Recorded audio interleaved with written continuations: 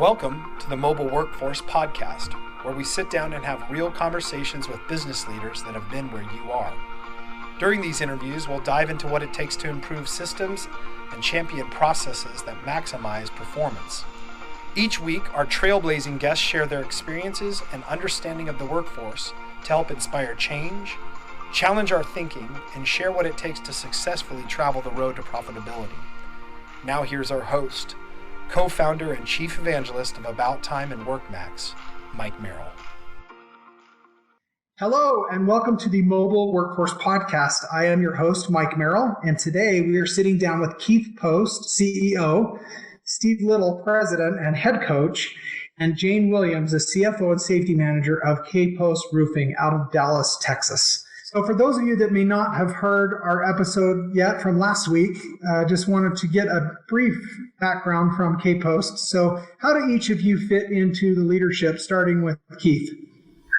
I'm CEO, and I work in a lot of different areas. I'm over the service group right now and the estimators. So I work with Steve in sales. So I got my fingers in a little bit of everything and I help be strategic. And so when we're chasing large projects, I usually try and take somewhat of the lead or give direction to the team of how we're going to be successful. Help just push everybody in the right direction so we present well. And then I also work in our educational side of the business, where that's really my passion, where I feel like we giving back to our employees to help them make them all better people, better coworkers, and better people in their lives. So I handle the business side of the business. I work in the sales side. Work with the project management team, the legal, the banking, surety side of the business, and the operations team for the reports to me as well. I also am the interface with the industry, either involved with ABC or NRCA or Midwest Roofing Contractors, and I share some of the NRCA duties with Jayne. Jayne, how about you? I'm Jayne Williams. I'm Jayne Williams. I'm CFO and safety officer. I do all the money and the fuel, as we call it, for the company. I also the safety officer. I am an OSHA 500 trainer, and from the very beginning had a strong focus on safety. It's number one. Get our guys home at night. I also started K-Post Charities, and it's a way for us to give back to the industry and the community that we live in. That's awesome. Well, it sounds like you've got the dream team put together, so the trifecta. So today we wanted to talk a little bit about something that I think a lot of contractors really focus on and try and accomplish. I know, Keith, you mentioned you chase large projects. Something that I thought was interesting is, I'm aware of your relationship at K-Post with the Dallas Cowboys. How did you get that opportunity? Was it something that you deliberately pursued, or was it just another project that you were just trying to win like normal, or how did you guys land that opportunity? Well, I don't think we pursued being a partner with the Cowboys at first, but when they had many people remember the old Texas Stadium where the Cowboys started playing. We actually helped the city of Irving put together a spec and coat that building, and that's when our relationship started. And Tom Williams, Jayne's spouse, ran that project for us and created a great platform with the Cowboys and Manhattan Construction, who is a partner with the Cowboys. And from there, we were in our infancy, probably a year, 2 or 3. And then when they put the new stadium out for bid, we went and presented there. And that's where we put a strategy together, put a team together, went and presented, and we were successful. And through that project, we got recognized by the general contractor as a leader just on that facility. During the construction of that project, Jayne's team, her safety leader, Luciano Perez, ran the safety meetings for the project for 1,500 people on the site. Luciano ran them. That's pretty strong from a roofing contractor. We had a video done by the TV show Build It Better or Build It Bigger, and which was pretty cool, which is out on the internet. So we got some sea legs there. We were still in our infancy, probably 5-6 years old, on a project we probably had no business in doing in most people's eyes. But we had a very, very strong team, very tenured team. And that led into us going further, and we eventually became a partner with them. And that's not something that's just to be sneezed about, because you get vetted by the NFL. And we went through a process there. And today it's actually led us to open up a residential arm. So it's been a great success. Steve, what about from your perspective? What was your role in kind of working with the Cowboys organization and procuring that opportunity? Well, we have a tendency to do a lot of guerrilla marketing. We had to be bigger than who we were when we first started. I can remember Jayne doing Excel spreadsheet brochures. She would drop pictures in on projects that any of the 11 original employees that we started with were involved in, no matter what company that they were participating in before. And so we would print those off on we got a big fancy color copier with staples and collate and stuff like that. And so we're big marketers. So when we got the coating job for the Texas Stadium, which is known as an icon all over the world, it's a stadium that the hole was put in so that God could watch his football team play in. And that's what was, big Texan type scenario. We promoted that, and then we had big thermometers on the roof while our guys were working, and the television stations would see them, and that kind of stuff. And so we would take that information and we would just plaster it all over the city. Well, I can remember when we started on Cowboy Stadium, that was it ended up being AT&T Stadium. We got the job, we started promoting it. Keith got a phone call one day. And it was from a senior vice president in charge of brand or marketing or et cetera, that he was coaching their kid in his club soccer team. And he was saying, "Hey, Keith, who is this Steve Little guy in your company?" And he's stepping on our marks, and he's pushing the envelope. Jayne had warned us that we would get a call like that one day, because we have a tendency to push the envelope, to drive 80 and 50 schools on it, or 15 schools on it. And so they wanted to start talking to us because of the kind of quality work we did and the kind of branding that we were doing. And one thing led to another, and we ended up hooked up together with each other. And it's been a great ride. We've been successful on doing projects with Blue Star Development, who is the Jones family. We built their world headquarters from a roofing standpoint, the practice field, and it really kind of took this little old West Dallas company that just came out of the blue in 2004 and put us on the map in 2007. 2006 with the Texas Stadium, and then 2007, 8, 9 as we built the new stadium. And it's been a ride the whole time. Yeah, that's no small feat to have your logo next to the Dallas Cowboys logo in it, which I've seen many times out there. So congratulations and kudos on really paving the way for success.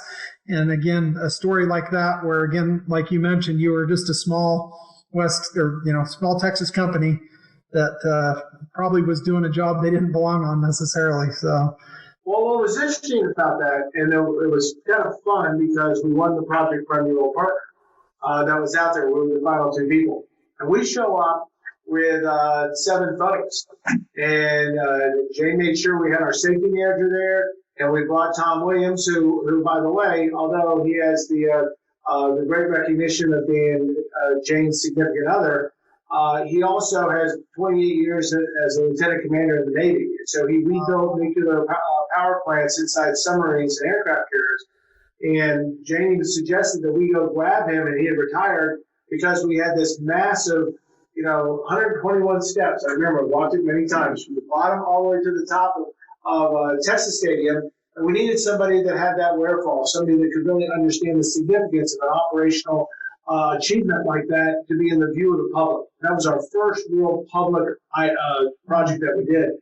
And so we brought Tom, we brought the estimator, and we brought the project manager, and Keith and I went to the presentation, and we took the Cowboys and the contractor from mobilization to demobilization. And it was supposed to be a 45-minute. We were there for 2 hours in a pre-bid, post-bid meeting, and they told us that they were going to think about it for a month and they'd get back to us, but that we were $250,000 high. And that they want us to go back and really see what we could do to tighten that up on a $4.5 million project. And we got in the car and we were all feeling kind of good about it, but at the same time we were like, we can't get there. It's not going to happen. And so we're kind of like all a little sour mouth on the way back, and the phone rings on the way back. And it's the general contractor. And he said that it was very impressive. They wanted to go ahead and get us committed. Wow. We were like, oh, crap. We got it. You know? We felt good because they told us we were $4 million high, because sometimes in the construction business you get a job and it's a large project, and the first thing is this estimator. What went wrong? What went wrong? What did I leave on the table? What did I do? This Yeah. And we're all such cheerleaders. You know, we want to high five each other. And hey, we had a mission. We had a goal. We had a plan. We accomplished it. We won the project. Well, no, our estimators are going, oh, what did I leave out? What did I do? But we didn't have that on the Cowboy project because they told us going in we were high. So interesting. So Jayne, I think your role in the background possibly was also a key factor. What did you find that was helpful that you were able to kind of help contribute, even if it was less front facing in that kind of project? When we first got Texas Stadium, I was scared to death. Yeah. We have 35,000 cars that go past that icon every day, and the last thing I needed was something rolling off the roof or an employee falling off the roof. I think us being creative in the way that we did it and the way we did safety, and several people were followed for safety violations, were fired for safety violations, and it's kind of just said a lot for us that we got up on this project and we did it creatively as far as the way we talked, how we lanyard our tools so that they wouldn't fall out of someone's pocket, and then really stayed on top of the project. We were always involved in it, and we made sure that we were there for our customers as well as our employees. But Mike, she said it right up front. The minute we get a large project, she has a sick feeling in her stomach. Oh, I do. Big time. And it grounds us. So what we do is we have this imaginary Ferris wheel. We put Jayne on it, blindfold her, and handcuff her and say, okay, trust us. Then we spin her. Then she comes off, she goes, okay. Now she's dizzy. Exactly. It's trust. It really is trust. I don't think we've gotten a single project that I haven't managed. Including our largest project that we've had in the history of the company. We just, it's knock on wood, Jayne, I'm knocking on wood. We just are in the probably first third of a $15 million re-roof project on a high-profile client in the Dallas marketplace. The location is in high profile, but the client is, and it's a live building to where they make very sensitive items. So we did $14 million our second year in business, and this project is $15 million. Wow, amazing. So one thing I'm hearing is maybe order your shoes a size or two too large, and then work like crazy to grow into them. Is that some advice you might give? And don't forget to tie it around your leg and your ankle at the same time when you go to tie it in. Well, we make sure it fits. We like that style. We want to make sure it's our style, and so we stay within our lane. And we do check all the boxes. We make sure that when we're dealing with a project, that our sales team is working the right people. And if we can take price out of the equation, we do. We feel like if we can sell the value of this company and the strength of our team, we'll have the best shot. because we've been branded well locally. We don't travel a lot, but we're well known in the Metroplex, and it's a good name. It's not it's a very strong name. So I think being proud of us, something that's one of the things I'm most proud of is that across the board we have strong teams, and they love coming to work and trying to do their best. So you can't buy that. You know, if it's a high-profile project in town, we're typically on it because we put ourselves in that position. We staged ourselves that you're going to have fewer competitors on the larger projects, and you have to have the capacity to do it. And part of that capacity comes with the safety, having that safety record, having the financial wherewithal to be able to fund the project, having the capacity with surety if you need to bond it, and having the history of when something goes wrong, because things go wrong in construction. It's what we did to fix it rather than what we say we're going to do to fix it. And we try to align ourselves with credible clients, whether they be on the multi-facility side, healthcare, industrial, manufacturing, or on the general contractor side, that they're tier 1 generals or tier 2 that specialize in a specific area. And we just build relationships with trust. We not only have to have it with our employees, but we have to have it with our clients. We have to have it with our vendors. And it makes me think of the strategic partner dinner that we do every year, although this year we're not able to because of COVID, that when Jayne came up with the idea that we need to give back, and we need to give thanks to the people that helped us get started, I looked at her like she had 6 eyes. I was like, Jayne, these are the vendors, okay? We buy from them. We get business from them. And nobody else had done this. Pulls me back by the back of my collar, sits me down, and said, we built integrity with our employees. We have to do the same thing with our vendors. And more times than not, she was right. Yeah, right? It's something that our partners look forward to every year. It's they don't all get to know each other until this one meeting, and now you have your surety, you have your attorneys, you have your top vendors. We've included our key employees who, in the last few years, we started bringing key employees who are part of the upper management and who make this thing run. And I think it's pretty a special meeting of the minds for that one evening, breaking bread. It's something that not many people in many industries do. But it was Jayne's idea. And as much as I fought it, I mean, taking somebody to this fancy steakhouse like we've been to, and bringing 40 people there. 74. So close. That's close. I'm a guesstimator. Numbers guy. I don't pay the bill at the end. At least I don't write the check. Yeah. So it's a special deal. Wow. Yeah, I heard a few different things there that were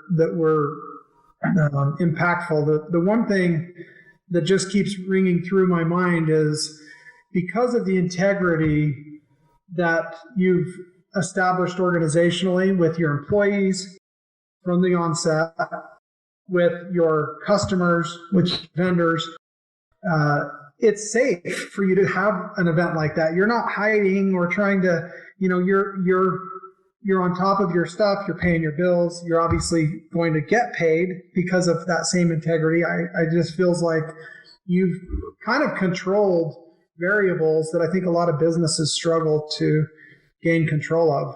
And so when things go wrong, the wheels fall off. We can say that at year 17. Right. I will promise you that the first 10 years, we pieced it together every week. Every week it's a struggle. And our vendor community and our client community really partnered with us to put us in a position we're in today. I was on the phone yesterday with one of our partners, and we're trying to work through the pricing on a particular deal. And it's a new area of business for us because of the distribution centers that are happening with all of these online retailers and folks that are building these brands and building these boxes, and all of these automotive centers to manage all of their delivery trucks and things like that. And clients that we've had for years that we've been working in their office buildings and their industrial buildings are getting in this business, and they're asking us to come into that business with them. And it's a very competitive, price-sensitive area, and so we're evaluating it. I was on the phone with one of the vendors, and I said, in order for us to be successful, we need to get to this price point. And they said to me, the only reason that we were even working with you on this is that we know that it's not a collection issue. It's not a problem issue with you and the general or you and the developer, that this is a very clean, smooth transaction, and that's why we would do this. And that was one of the finest compliments I think I've ever heard from any of the vendors, is that we had reached a point in our company that had built that trust that they wanted to partner with us in a new area of business. That was not very profitable for them either, but it was a large volume play. Wow. Yeah, it just sounds like the fabric that you've kind of woven your business out of supports the other areas of the business. So I think, again, you're on a very strong footing and you have a very firm foundation. And I love what you said, Steve, especially about, you guys had to fight every day for the first 10 years to get to this point. But it sounds like you've continually iterated and tried to pivot and focus on your plan regardless of the situation. Even if Jayne was panicking or worried about, oh no, famous last words, we just won the project, and that doesn't always go well. Sometimes you buy a job because, maybe you did miss something. Right. But, I want to make sure that the listeners are clear that you see the success. You don't see what goes on behind the scenes. And we've stubbed our toe many times. We've lost a good employee for 2 or 3 or 5. We've gained a good employee or 2 or 3 or 5. It's not a perfect science. And anybody that tells you that you can read a doctor, I'm going to date myself, a Dr. Spock book to tell you how to raise a kid. Well, there's not a perfect book out there that tells you, or a perfect podcast, or that's going to tell you how to run a business, because it's just ever flowing. Something different. I remember the first day I met you in our business life, and it was just a crazy day. And I think we had not won a project we thought we were going to win at a previous company, and I was really down. I was like, is this what it's going to be like? And you walked in my office and you said, tomorrow's going to be a whole different day and we're going to have different opportunities. And that's been the truth for the 20 years we've been together. Every day is different. That's what makes it fun, right? Yes. It's great business. It's great business. Expecting the unexpected, and you can be ready, right? And it's still a people business. And there's 400 human beings in 200 different vehicles and lifts and cranes and trailers. And it's just every day they go out and they fight the fight. And we have the privilege of leading them and incubating it. I know that the three of us always talk about it as parental. And we really feel that this is our family. We built this. We started it. Let me be clear about that. We incubated it. And the people that we brought on board have built it and made it into what it is today. And we work hard on keeping the train on the tracks because it's constant, different environments and different bends and turns in the day.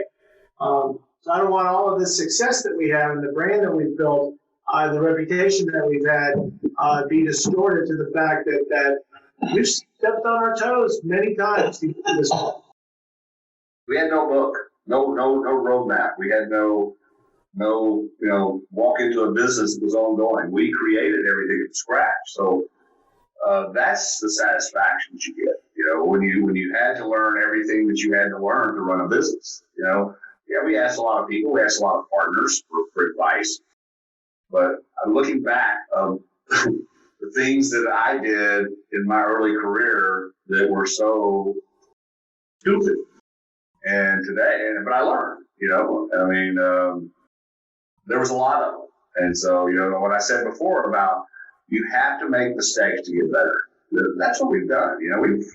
We squandered away lots of dollars, and it's coming back to us now. We're kind of in the good part of life. So it's great to be able to have a team behind you that is so strong, that you work so hard to build. That's a lot of satisfaction. Makes you be able to go home at night, sleep well. Yeah, I'm hearing another theme of failing forward, right? Yeah. Move forward. And learning from those mistakes. You've said that a few times, and I think that's the challenge that in life we all face every day is how do we get better? How do we learn from where we did fall short or we did stub our toe, like you mentioned. But it's nice to humanize this, and again see and bring it back to the fact that it was 10 years of gutting it out every day that puts you in this position to where now you have a little bit more control, and you've built something that has momentum and probably can, be maintained without quite so much heavy lifting now that you've got some things established. But I don't imagine you're lightening the load too much. You're probably working, like you said, harder today than ever. Is that right? Exactly. I had a client tell us one time, the difference between K-Post and other contractors is that we don't try to BS them through a mistake. We will admit the mistake right up front. We will give them a solution for it, and then we will double down to execute it to get it done. And it puts them in a comfort zone that they have a partner, that they don't have a vendor. And it just changes the dynamic of a project that you're working on. And, we've had our mistakes, but we've also had a lot of big wins in fixing those mistakes. And because of the way we fix those mistakes or handle the situation, we got another opportunity with them when they had another project to work on, or they recommended us to somebody else. Or they left the company and went to work someplace else and called us back and asked them to want to be part of this. And that's that residual that businesses are built from. Yeah, critical. We all depend on residual business in some form or another, because you just can't reinvent yourself every single day to somebody new and not wear yourself out. So I remember when you got started. Yeah. And we try every software that comes out, and we tried yours, and it was light years ahead of everybody else.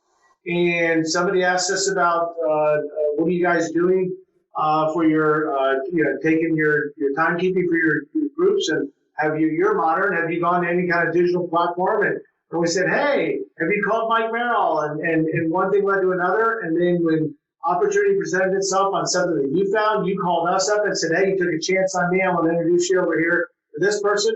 And boom, look what happened. Look where we both are today. Yeah, it's definitely, and I love the words you've used about your clients. I mean, we feel like we're a partner company. We partner with our customers. It's a partnership. We're both working together for a common goal. We want to help you be successful in your business. If you are, you're going to grow. You're going to be back next year, and so will we. And we'll just enjoy the journey together. And like we said before, that rising tide lift all the boats in the harbor.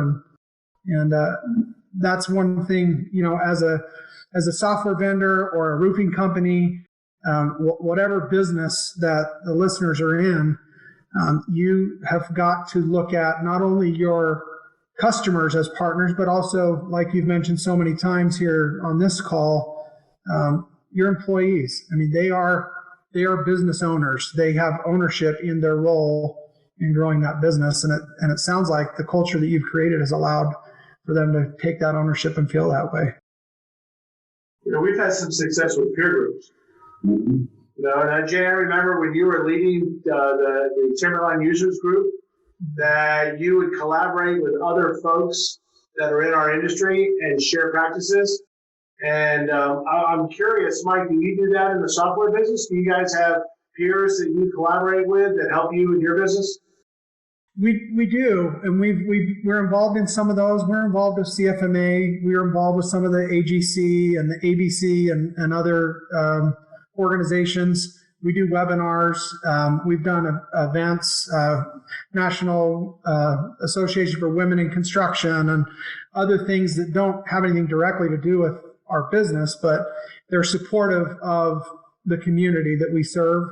And we believe in those causes. We believe in higher education. And, this podcast, we don't do it to generate revenue. We're doing it to help share wisdom and knowledge and insights so that others can hopefully take the ball where they're at and move it forward down the field with greater success. Well, we've actually talked to other peers in different cities, and they have ideas that have worked, things that have worked for them, and we've grabbed some of those and tried them. They don't all work, and people have tried some things that we have, and it didn't necessarily work for their culture. But I think we're better for it because we're sharing with each other to always try to get better. That's something that you advocated. But how do we always get to be better at what we're doing? Yeah, we do that a lot. I get a charge out of that. We have 10 people or 8 people on a call, and everybody's talking about what software you use or what's your process to get taking the project from cradle to grave, and to see how people do that. Say, wow, and that's a little, there may be a little tweak that we can do on ours. And we do it with peer groups around the country, so there's nobody local. So we're really not giving anything up. We're bare bones. We open up wide and say, here's us. This is what we do, or this problem we have. How do you ever had that problem? And, it's been very healthy, very healthy. Yeah, I would imagine you probably on occasion get more than you give in some of those cases where you learn because you were vulnerable and open and additive to your community. You probably gained that insight from others that maybe you were able to use. Your first time when you do that with a peer group and you start sharing these things, you're like, oh man, I'm giving up my secret sauce. Mm-hmm. And then you go, wow, they just gave me theirs. And then that's the bond that starts taking off. That's when it's like, here's my stuff, man. And they give you your stuff. And you go, man, I got this problem over here. And they say, well, we had that problem. This is how we handled it. And you learn so much from that. As an entrepreneur, there is no book to go read. You can go read a bunch of entrepreneurial books, but life experiences is our book. And when you can share your life experiences with somebody who's doing the same thing as you as an entrepreneur in New York City or LA or Miami, and their market is a total different world, but they run into the same issues we run into every day. Same issue. And how they handled it, and those help. Those are healthy. Well, so Jayne, from your perspective, you're the one holding those purse strings, and you probably got, the tiger paw that, has to be defensive of those dollars sometimes. What's your secret to your approach with that sacred money to make sure that, you're not putting it in places where it's not going to come back and grow? I think the biggest thing for us is no matter what you face, whether it's good or bad, it's what you learn from that experience. We've had some catastrophes, things that could really have set us back. And it's the ability to get back up that next day and say it's a new day and we're going to do better. And the same thing with money. You have your highs, your lows, you have your fear. COVID hits and all of a sudden people are like, well, we're going to shut this job down and we're going to shut this job down. And that's scary.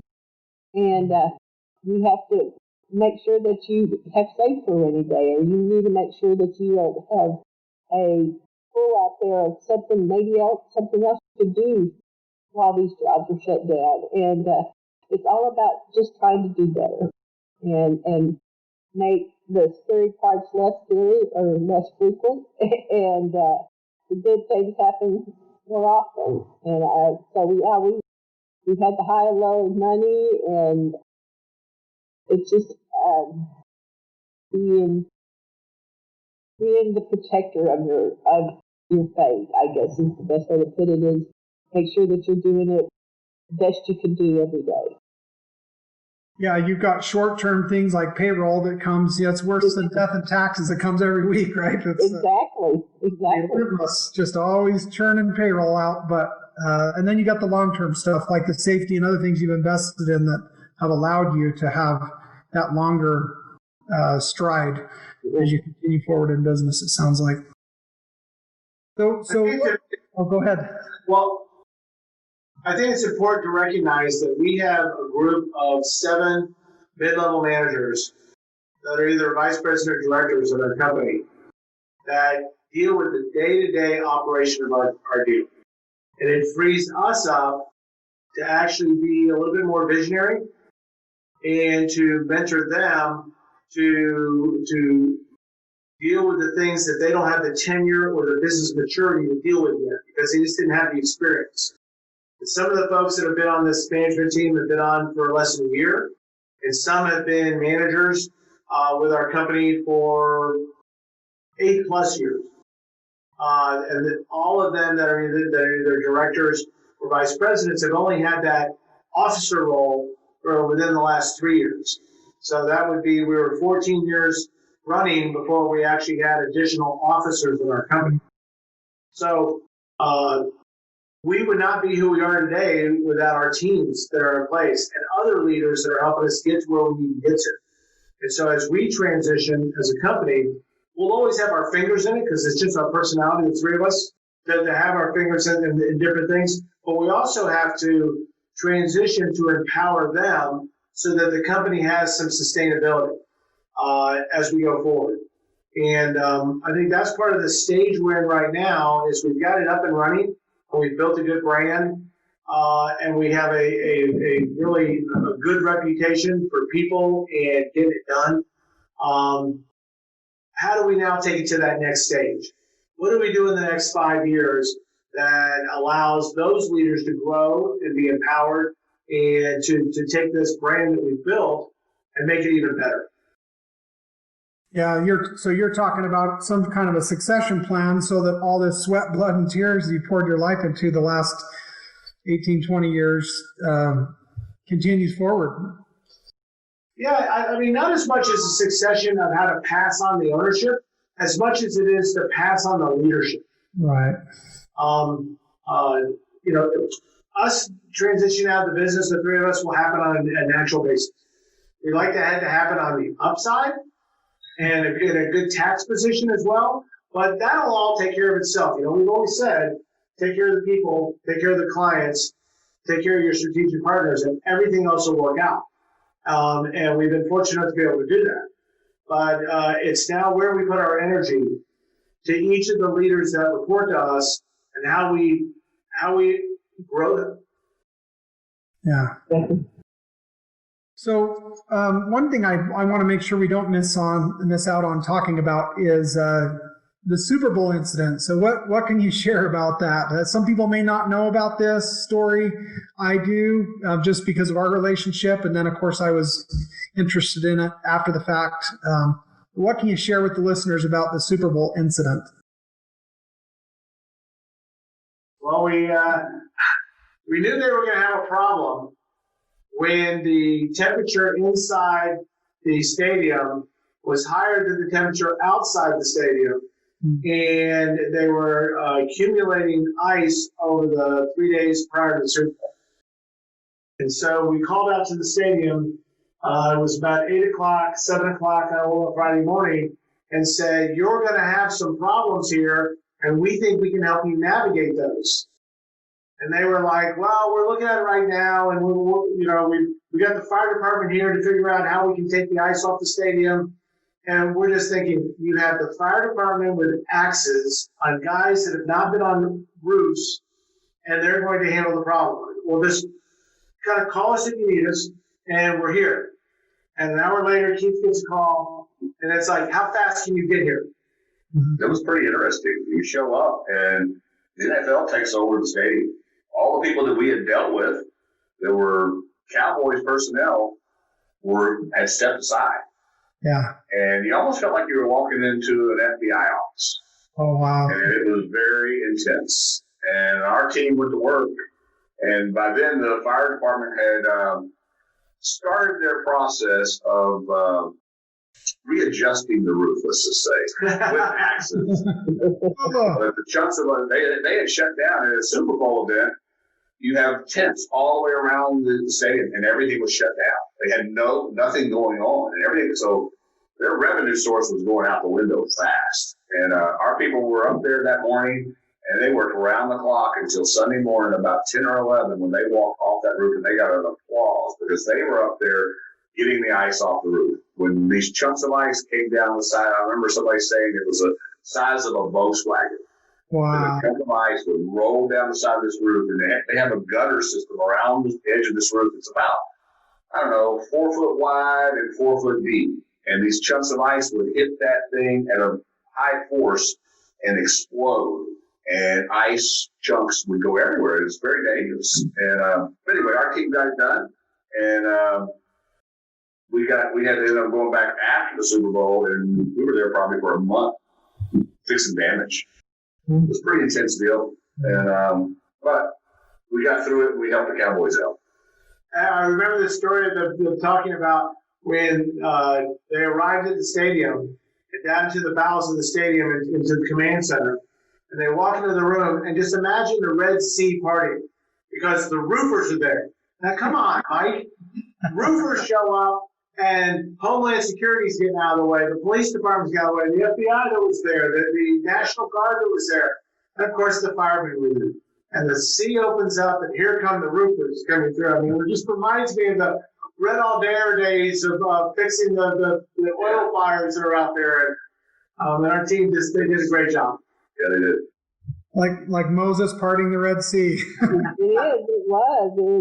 It was like, oh my goodness, I'm scared. We even had, the assistant director of OSHA there.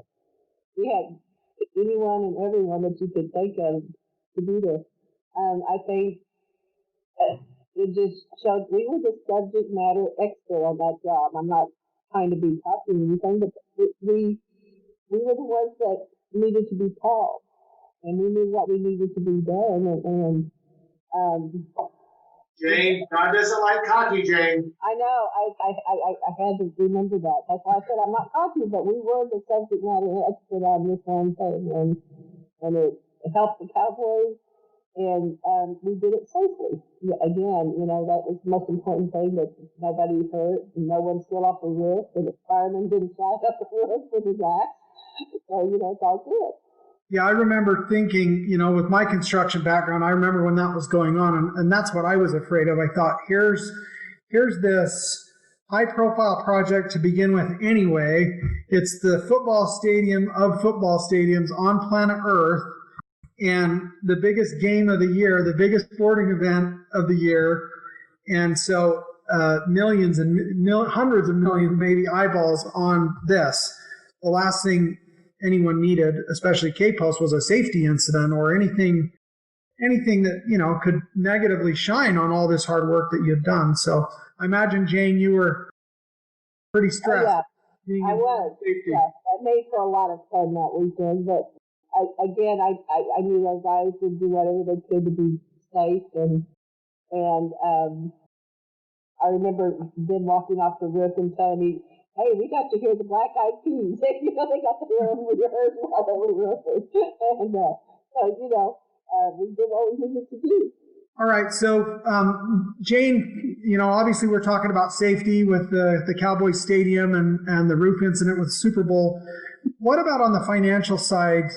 What do large projects look like from your perspective of planning financially? I think the biggest thing for us is to, we have become fairly good, very good, I think, as Keith has pointed out, that we formed this team.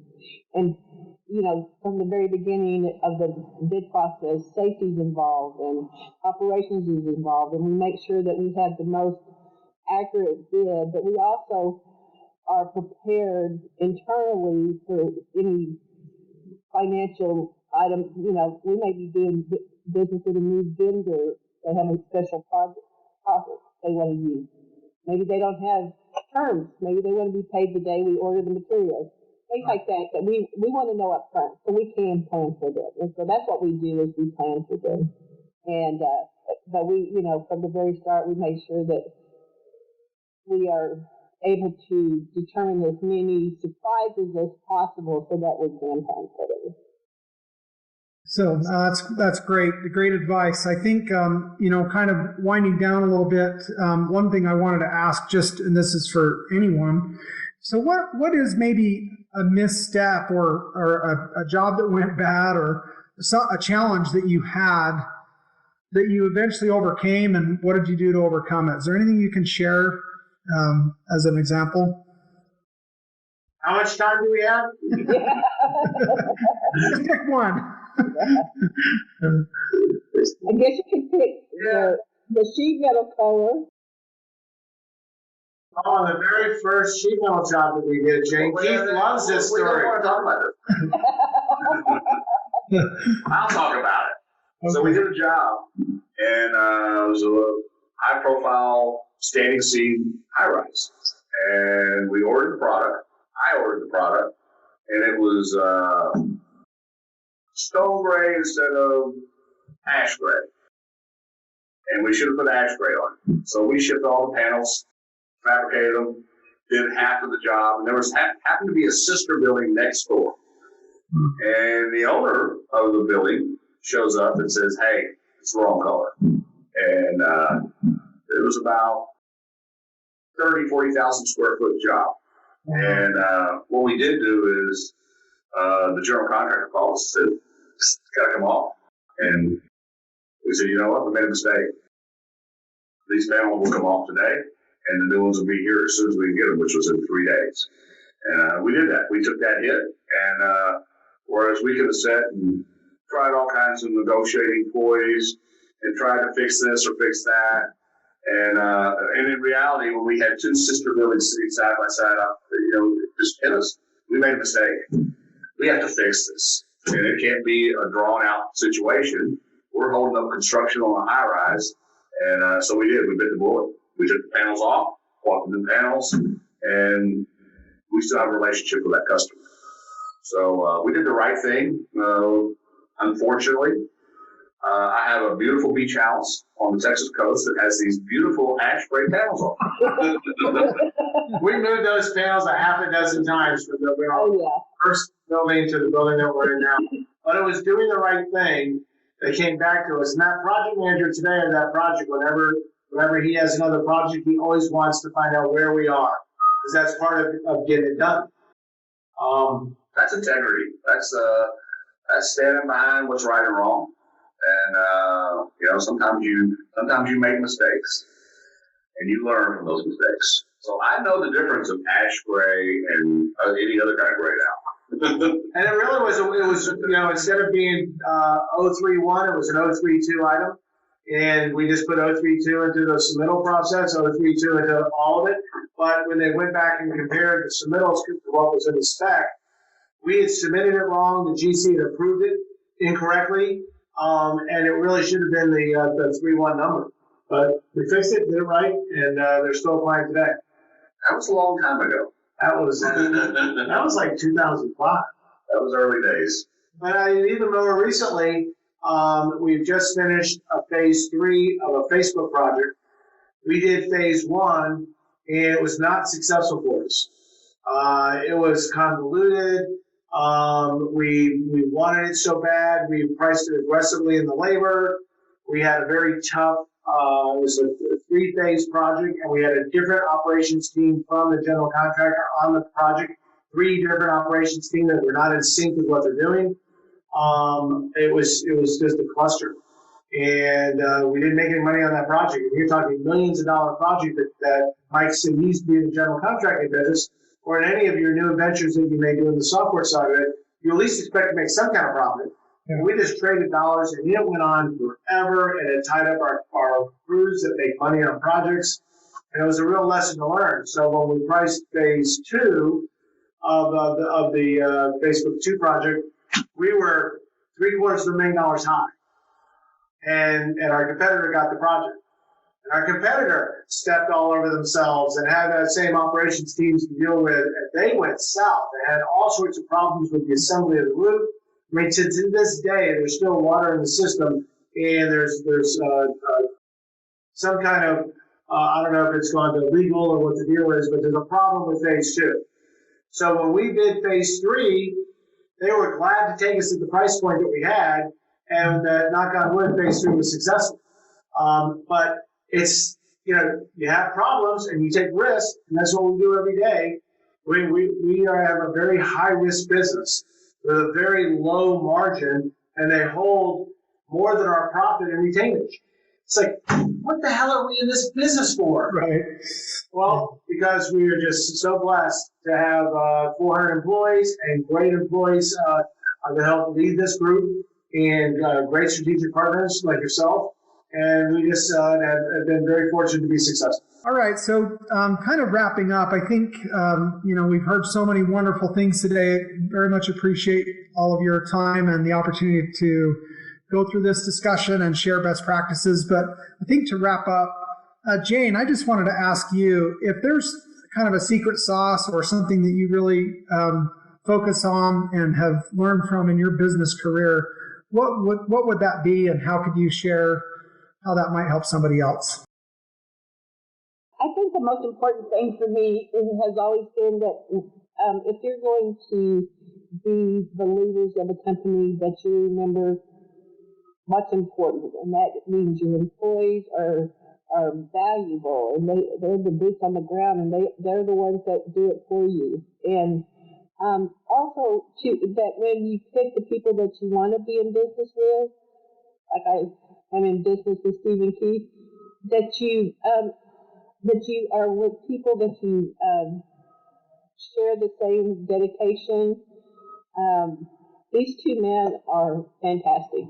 They are brilliant, and they are forward thinkers, and I have learned more than I probably can even remember from these two. And it is important that when you're doing this, you need to have that family that you all work together. And so that really has been very beneficial to me. Best job I've ever had in my life, and I think it's because from top to bottom, it is all about how we treat each other.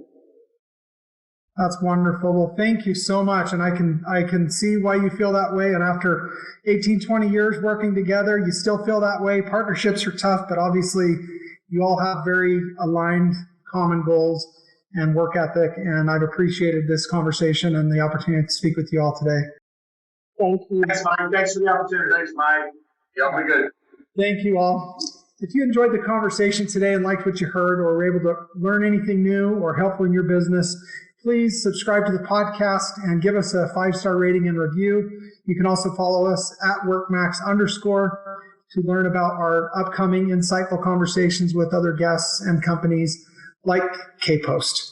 Thank you all, and we'll catch you on the next one.